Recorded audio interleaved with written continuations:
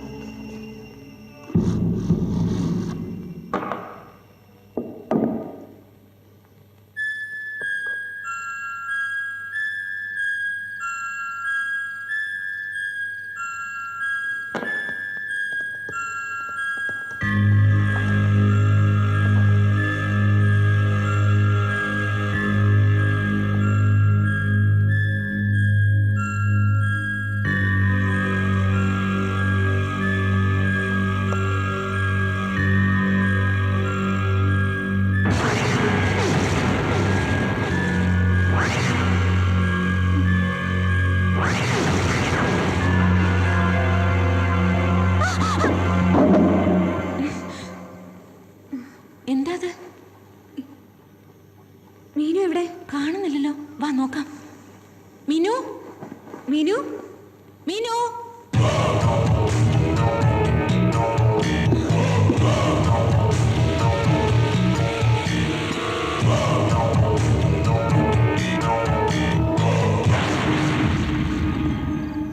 മീനു, എന്താ മീനു? എന്ത് പറ്റി? ഇതെന്താ? അത് ഓജോ ബോർഡാ. ഓജോ ബോർഡോ? ആ, ഞാൻ കേട്ടിട്ടുണ്ട്. മരിച്ചുപോയ ആത്മാക്കളെ വിളിച്ചു വരുത്തി അവരോട് കമ്മ്യൂണിക്കേറ്റ് ചെയ്യാനുള്ള ഓബ്ജക്റ്റ്. എനിക്കിതൊന്നും മനസ്സിലാവില്ല, മനസ്സിലാക്കുകയും വേണ്ട. ആ തമ്പുരാട്ടി പറഞ്ഞല്ലേ ആവശ്യമില്ലാത്ത സ്ഥലത്തൊന്നും കടക്കരുതെന്ന്. എന്നിട്ട് ഇപ്പൊ എന്തായി? വേഗം പോയി മുറിന്ന് വാരങ്ങ്. വെറുതെ മനുഷ്യനെ പേടിപ്പിക്കാൻ ഒരു സാധനം.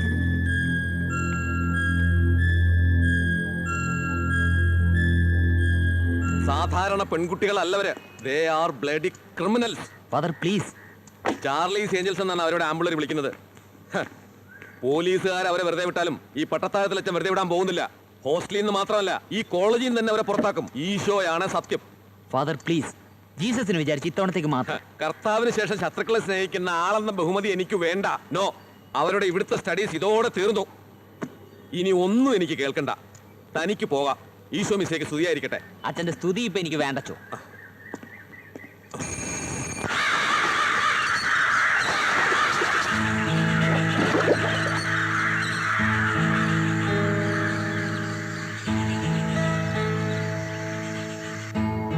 ഇന്ന് വെള്ളിയാഴ്ചയാണോ?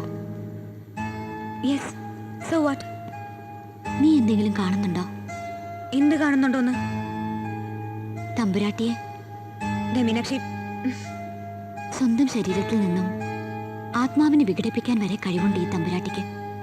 പിന്നെ മറ്റൊരാത്മാവിനെ വിളിച്ചു വരുത്താനാണോ അവർക്ക് പാട്? 6-ാം ഇന്ദ്രിയത്തെ വരെ കീഴടക്കി കാണും അവര്. എനിക്കപ്പോഴേ സംശയമുണ്ടായിരുന്നു. എന്ത് സംശയം? അടുത്തു വരുമ്പോ പാലപ്പൂവിന്റെ മണം, കണ്ണുകൾ നീല ശംഖുപുഷ്പങ്ങൾ, കറുത്ത പട്ടുചേല. മീനാക്ഷി, നീ ഒന്നും മിണ്ടാതിരിക്കുന്നുണ്ടോ? ഒരു തമ്പുരാട്ടി, ഒരു ഓജോ ബോർഡും. ദൈവമേ, ആ ചാക്കോച്ചി ഒന്ന് വേഗം വന്നിരുന്നെങ്കിൽ. നീ പേടിക്കണ്ട, യക്ഷികൾ ഒരിക്കലും യക്ഷികളെ പിടിക്കില്ല. എന്താ ദേവി? ഹേയ് മീനു, ഒന്ന് വേഗം വാ, ഒരു കാര്യം കാണിച്ചു തരാം. എന്താ? തമ്പുരാട്ടി മുകളിലത്തെ മുറിയിലെ യക്ഷികളോട് സംസാരിക്കുന്നു. ഒന്ന് വേഗം. അങ്ങോട്ടൊന്ന് പോണ്ടേ മീനു?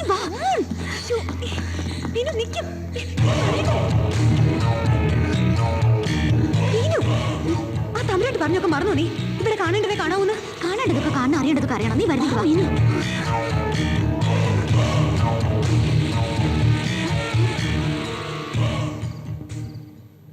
ഓം നമഃ ശിവായ. ഈ ഓജോ ബോർഡിൽ നിറഞ്ഞു നിൽക്കുന്ന ആത്മാവ് നളിനിയുടെ മരിച്ചുപോയ ഭർത്താവിൻ്റെതാണെന്ന് ഞാൻ വിശ്വസിക്കട്ടെ.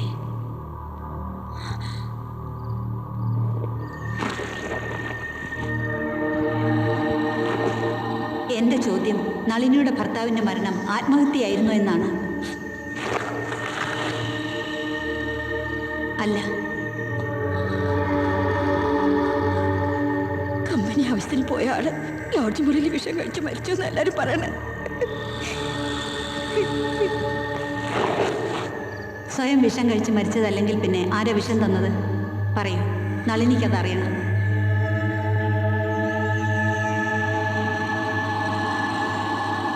കൂട്ടുകാരനോ അതോ സ്വന്തം കുടുംബത്തിലുള്ളവരോ? പറയൂ. ഞങ്ങൾ രണ്ടുപേരും അല്ലാതെ മറ്റാരും ഇതറിയില്ല.